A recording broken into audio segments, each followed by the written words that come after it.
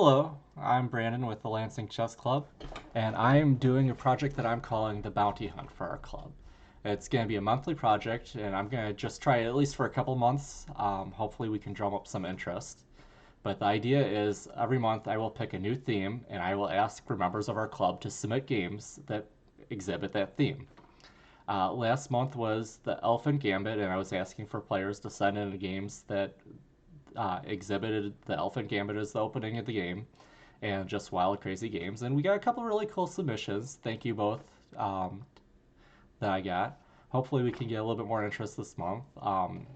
If anyone has any ideas on how I could drum up more interest in this, please let me know.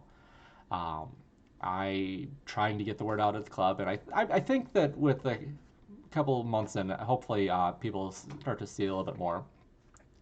But this video is going to exhibit three really cool puzzles in the theme. Oh, I probably should go over this month's theme. This month's theme that I'm asking for is games involving promotion. It doesn't have to be your own promotion. It can be the opponent making a promotion. Um, any cool game that you play that involves a promotion will qualify for this. So please send one of those in. Hopefully that makes it wide open enough that it shouldn't be too hard to come up with it. Uh, I would prefer new games because I want this to be something to encourage people to like broaden their horizons, have a little fun, try new things every month. But if you do have an older game that you've played, that will still work if it's such a really cool promotion that you just want to show that instead. Uh, and then the other thing that I've been asked is, does it have to be against a human? No, I will accept games against a computer if you have a really cool game against a computer where you promote or they promote.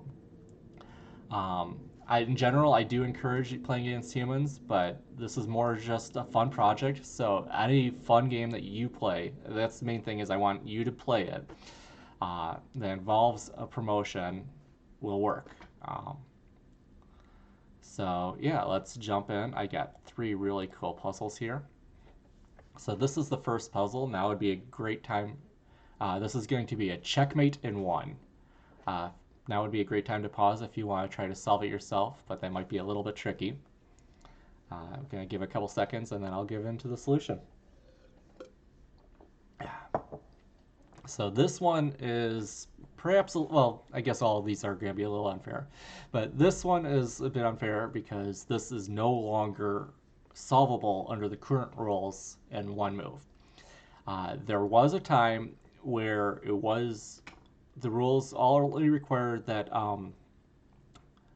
uh, you promoted to a new piece, and it didn't specify what color the piece was. So you could promote to an opposite colored piece, and white could promote to a black knight to block in the king and have this really beautiful checkmate in one.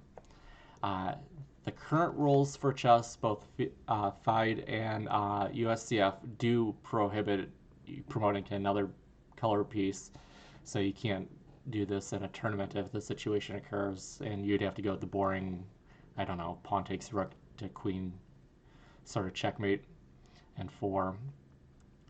But like, there was a time where you would have been able to get away with this, although it probably would have still caused an argument because no one would have. I don't know, but yeah, just a beautiful historic checkmate in one using old rule set. I think there's some really cool puzzles that could be designed with this sort of rule set. But I haven't seen much with it. I guess presumably because it's no longer valid. Our second puzzle was by the renowned composer Tim Krabbé, who has created a number of really cool chess puzzles throughout the years and is well worth looking into if you want to see some top-notch puzzles. This one ended up causing the rules of chess to be changed as recently as 1972, if I'm remembering correctly. It was right around the time as the Fischer-Spassky match is how I keep track of that. But this is another really beautiful composition, and it's no longer legal. I guess that's plenty of time for you to have paused if you wanted to try to solve this on your own. But the rules, the first move was to promote to a rook, and black is not able to move anywhere else because the pawn or the rook, the king, except for g2. So black moves in there. And then the rules for castling used to be specified as the king moves towards the rook. It's only allowed to castle if you're not moving from check or through check or into check, and neither the king nor the rook have moved. This rook just entered the board and has not moved at all this game, and the king presumably hasn't moved. So you move the king 2 forward towards the rook and the rook down, and that would be the checkmate in 2. King blocks off the escape where the black king just came from. Rook covers that in check, and then the rooks on the first rank cover those, and the pawn for the beautiful checkmate. There was a lot of debate at the time about whether the rules actually allowed that or not. I believe some of it hinged on whether the promoted rook is counted as not having moved, since wasn't on the board in the initial state of the game, so it had to be moved to that square, and then some other debate. But the rules were changed, so now the additional qualification is that the castling has to be on the same rank. A bit of a loss for chess because this would have been such an amazing way to end up winning a game at some point in a tournament. But yeah, that was a beautiful composition from Tim Krabbe. And the third puzzle I wanted to share is from another beautiful puzzle composer that I love, Raymond Smullyan. He's written 2 beautiful books, The Chess Mysteries of the Arabian Nights and Chess Mysteries of Sherlock Holmes. They're both featuring a type of puzzle called retrograde analysis. These aren't your typical mate and so many move type puzzles, but instead you're supposed to look at a position and be able to figure out something that happened previously in the game.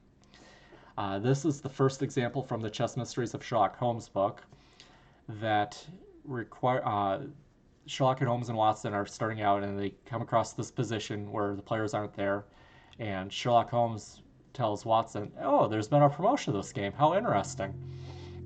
And it's just a basic introductory retrograde analysis puzzle to get the reader introduced to the whole idea and figure it out. Sherlock Holmes was able to make that deduction because of the pawns on b2 and d2.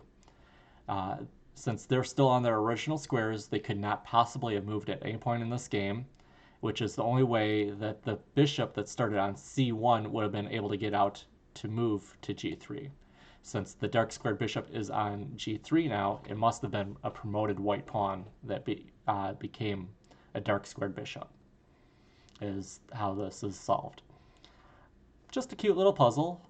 Still wanted to share it. Those are my 3 favorite promotion puzzles, and hopefully they inspire people to come up with some really cool, creative games.